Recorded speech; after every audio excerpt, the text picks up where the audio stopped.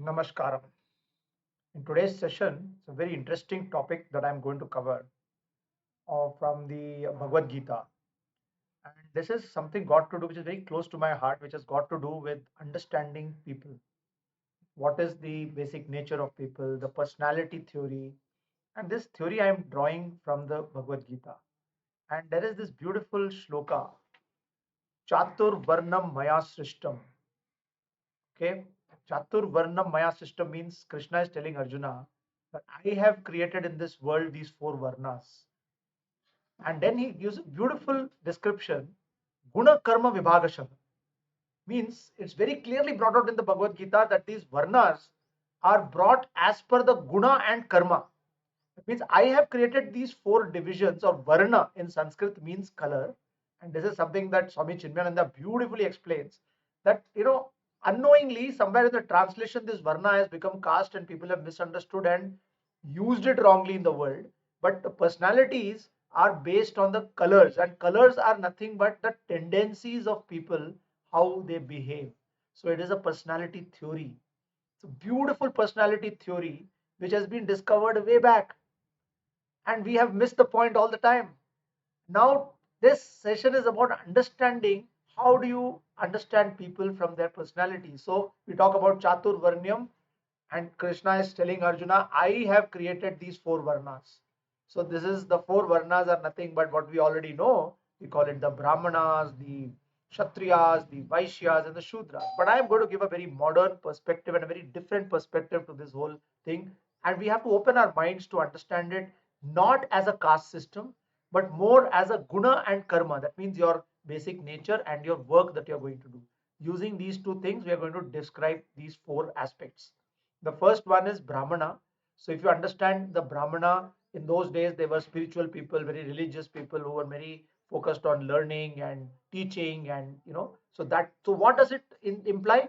It implies knowledge, intellect. So somebody who is very knowledge driven, intellect driven, likes to go deep into stuff, very inquisitive, is a person who has a lot of Brahmanic tendencies. So that is what we call from the personality aspect.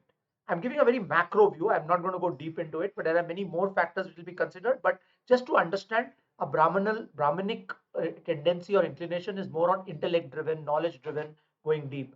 Then we have the next is called the Kshatriya. Kshatriya is nothing but leadership. Imagine, we are all leaders. We have a lot of leaders in the corporate. We have leaders in the defense, in the police, and the people who have, what is leadership? Leadership is about taking responsibility for others, having a sense of justice, having a sense of equality, having a sense of bringing controlling things to ensure that there is a fairness in everything that is being done. Now this is an inclination of many people that is there, which comes naturally, that I like to take charge, I like to build people and understand what they do. This is the Kshatriya tendency. The third tendency that we talk about is the Vaishya tendency. Vaishya tendency is more about the commerce. What is Vaishya? Now it's about commerce. So people who have inclinations to get into the financial world, to build businesses, entrepreneurial capabilities, who think money, who can understand money very well, who always play with the ideas to make those ideas more business centric. Typical entrepreneurial capabilities. This is the Vaishya inclination in the modern day. That means anybody who is thinking of building a lot of wealth and has got ideas and comes up with risk taking ability, goes and takes risks and able to generate an idea and create a business model out of the idea and make money out of it very easily. Venture capitalists, they all fall into this Vaishya category inclination. And the fourth category is the Shudra, which everybody is going to be like waiting for, what is this guy going to say about Shudra? Now, let me tell you, it is not something to be looked down upon. Somewhere it got misconstrued as Shudra means somebody who is doing menial labor and oppressed community. And today everybody is talking about the oppressed community and all that, which is a completely misinterpreted and misutilized version of this Varna. I'm going to give you this modern explanation of this whole, which I call it as service mindedness. So anybody who is very very compassionate, who likes to help people, who has got this inclination to solve problems of other people, who can sit across, who can listen, who can be a part of a team and be very supportive and be cooperative and be very agreeable and harmonious. Now these are the inclinations of people who are falling into the fourth category, where they make excellent team players, they make excellent workers, they make excellent people who can actually be a part of an organization and produce value for the organization. So this is the four inclinations. Now, it's not so simple as it sounds the way I said it, because each one of us, each one of there in the human beings, have got all these four inclinations in certain proportions or the other. So what happens is, if we are able to identify, and it's going to change, it is not a constant for life. So personality doesn't mean that you remain a personality forever. You go through stages in your life, and as you mature, as you evolve, these personality inclinations will keep going up and down. Now we need to understand, even in the scriptures, if you look at it, there was a Parshurama who was a person who had a lot of Kshatriya tendencies, but he was a sage. Similarly, you have Valmiki, who was a bandit, and he became a sage and a Rishi Muni. So there are, across the life stages, you will keep changing your tendencies and inclinations. But when it comes to deciding what you want to do in life, what Bhagavad Gita tries to tell you is, try and introspect and understand these tendencies, and not try to do something which is not as per your tendencies, which is what Arjuna was trying to do. And Krishna tells him, no, you are a Kshatriya, you have to fight, you have to fight, you cannot go to the forest and start meditating. That's not your job. Your vasanas or your tendencies are very strong. You have to complete these tendencies, and you have to naturally progress into the stage where internally you have this inclinations, which is to become a knowledge oriented person. Till the time that internal inclination doesn't arise on its own, you have to follow your dharma. And that is what is the message that comes out beautifully in the Bhagavad Gita, which is very beautiful for all of us in the modern day and age to pick up and use.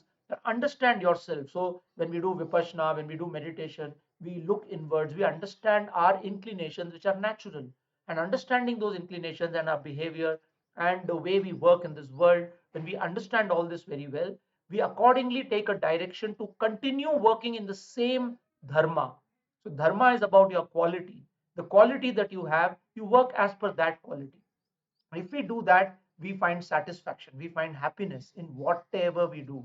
And that's the key in Jivan Pravas. When we do this mentoring, we're trying to understand the qualities of the people. We use certain psychometrics, but idea is to identify these qualities, connect to the person's inner core and say, what is my qualities, what am I doing naturally, what are my natural inclinations, connect it to the modern world, and say, okay, a brahmana can be a great researcher, can be a scientist, can be an academician, can be a curator, can be a data analyst, can be an auditor, can be a forensic scientist, can be a cybersecurity specialist. Now, these are modern day careers, right? Similarly, you have a Vaishya who can be a great startup entrepreneur, who can come up with ideas, who can create something in fintech maybe, or something in blockchain, or something in the AI, or come up with an idea which can can disrupt the whole environment. That's the Vaishya category. A Kshatriya can be a person who is a commander of the military forces, who is a police officer, who can a commando. These people come in the Kshatriya category. Or maybe a politician who is actually controlling the entire population. Or maybe you're doing something as a public policy expert, and you're actually creating a big impact on a lot of people. So that's the leadership part comes there. And if you are a Shudra, if you're a service person, you can be a great social service activist. You can be a person who is actually a counselor, who is actually going and helping people.